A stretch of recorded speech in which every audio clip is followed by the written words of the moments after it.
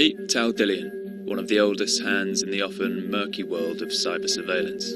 On a dusty side street in Larnaca, Cyprus, the ex-Israeli intelligence officer is showing us one of his new toys, a $9 million van full of NSA-level surveillance kit that he claims can hack a smartphone and snoop on all the messages within. That includes texts and calls, even those protected by strong encryption apps like WhatsApp or Signal. We send 2 people out of the van.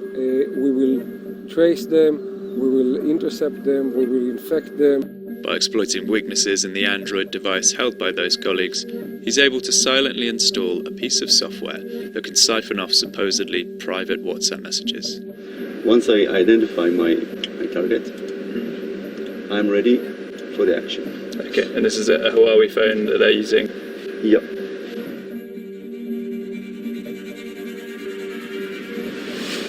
That's it.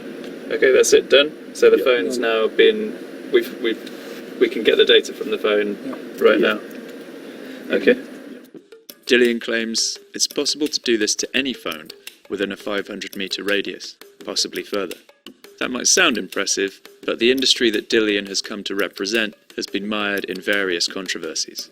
NSO Group, an Israeli partner of Dillian's, was linked to surveillance of murdered journalist Jamal Khashoggi and a WhatsApp hack of a London-based human rights lawyer earlier this year.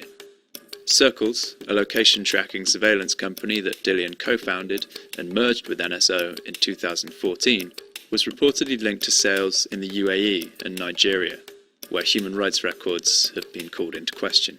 Before now, Dillian, NSO and the market's many other businesses have been keen to avoid press. But NSO Group recently gave an interview to 60 Minutes, in which the company strenuously denied any links to the Khashoggi murder. And I can tell you very clear, we had nothing to do with this horrible murder. Dillian, who's just launched a new business called Intellexa, gave Forbes unprecedented access to the innards of a spyware company across nearly 2 days in Larnaca. Not that he can be entirely transparent. Back in the Intellexa offices, staff have been told not to come in. Those who are in have asked for their faces not to be shown. He talks us through the many powerful technologies he's offering governments. There's tech that can recognize your face wherever you're traveling. Tools that can circumvent security barriers set up by the likes of Facebook, Google and Apple. And another that Dillian says can get the coordinates of any smartphone across an entire country in minutes. Actually, maybe you don't like to know it, but somebody knows exactly where you are all the time. Because each of our devices just says, hey, I'm here every, I think, 15 minutes. Maybe I don't keep it, maybe I don't share it with others, but the knowledge is there. Dillian says the industry shouldn't have to hide. They're the good guys, stopping terrorists, drug cartels, and the worst of the worst by helping governments intercept their communications. It's more than hypocritic to say, oh, it's very bad to use Trojans. It's not very bad to use Trojans, and it's not very bad to use Wi-Fi interception or GSM interception or switch interception. None of the people that says it's very bad, unacceptable, would like to live in his neighborhood without all those systems around protecting him or her from crime or from drugs or from terrorism, okay? Dillian admits that sometimes the tools are misused, and in those cases it's not the spyware dealer that's to blame, it's the fault of the client, i.e. the government. Nobody is looking for a bypass in order to sell to a country which is not legitimate to sell. Now the question is, who gives the legitimacy? It's either the EU or the US or specific countries which decide whether it's legal or not legal at that point, at that moment, to sell to that country.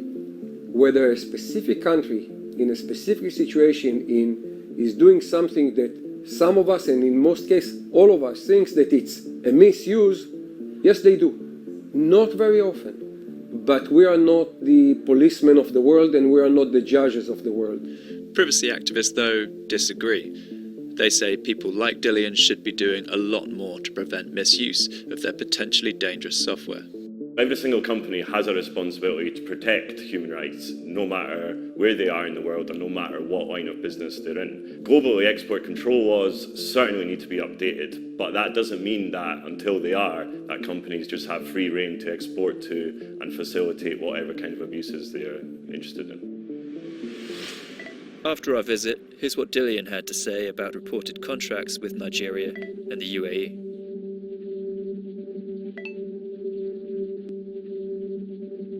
Regardless of whether or not Intelex's cornucopia of spy tools end up in the hands of the FBI or the despots of dubious regimes, Dillian and Israel's spyware businessmen will continue to make millions, as the likes of Apple, Facebook and Google continue to make more secure devices. Government demand for hacking tech that undoes that added security is only growing.